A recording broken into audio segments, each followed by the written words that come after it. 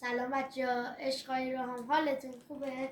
بچه امروز اومدیم با یه کار جدید دوباره این ورقانش و یه خبر خوب برای چنلمون دارم. بچه ها اول بذاری اینا رو ماما نزدیکتر به بچه هشون بدیم.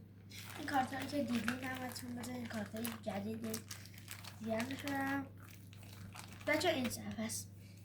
این صفحه کارت گفته بودم در کارت بیسیک کدوم. این کارت بیسیک گندگانه و اینجا حالا بچه با سیتی بجد 2025.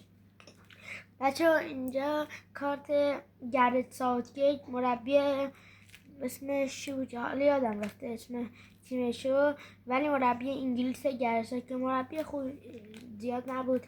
کاپل مربی یوونتوس گفته بودم. بچه اینا کارت مربیگریه. این کارت نوکاست، کارت آبی هم کارت چیزاست که اسمشون هافکا. این کارت به مثلا بهترین کارت قشنگترین 2024 سامر و یورو بودن. حالا من سامر داشتم دادم رفت تعویضی کردم. سامر فندایک بود، نارنجی بود کارتش. این کارت یوروه دارم، هم کارت یوروه که من از خیلی هم کمیابم. اسمش کارت جگریش صده، خیلی خفنه. این کارت ادوانس ها رو گفته بودم، هم من هم ادوانس 2025 راموس دارم، هم ادوانس 2024 راموس دارم. این کارت ادوانسه. بگم آقای کاماوینگا بزن عجیبت درست کنم. این هم کارت آقای کاماوینگا که کارت کیمکه. من گفتم کلا 2 تا دارم، کاسمیرو و کاماوینگا. این مورینتسه که بازیکن خیلی خفنیه، خوبه. این هم رابرت پیرس ادوانس بازیکن آرسنال.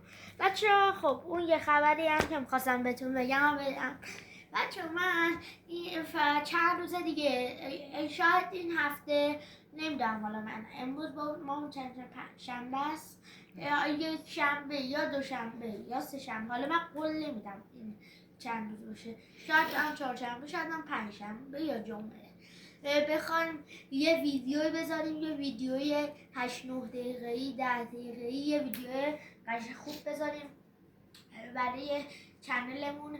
بچه حدسا میخوام کارت ایتالیایی بیارم. هم مچ اتکسا بودن، هم کارت که الان توی کلکسیون من هست. اگه 2 تا ویدیو قبلی رو ندیدین ببینید، کارت مچ اتکس بودن توشون. من خیلی حال مچ اتکس هم میخوام دوباره برای من یه مچ اتکس های خفن تر میارن، مچ اتکس های طلایی دوباره برام هدیه بیارن.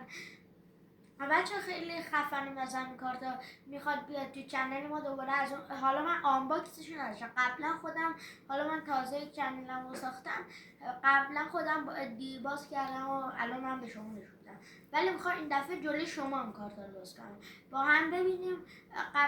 قبلش خودم دیگه نمیخوام بازش کنم. بچه حالا تا یه ویدیو دیگه امیدوارم چنلم ساب کنید و برای ویدیوهای بعدی من آماده باشید. بچه خداحافظ تا یه ویدیو دیگه.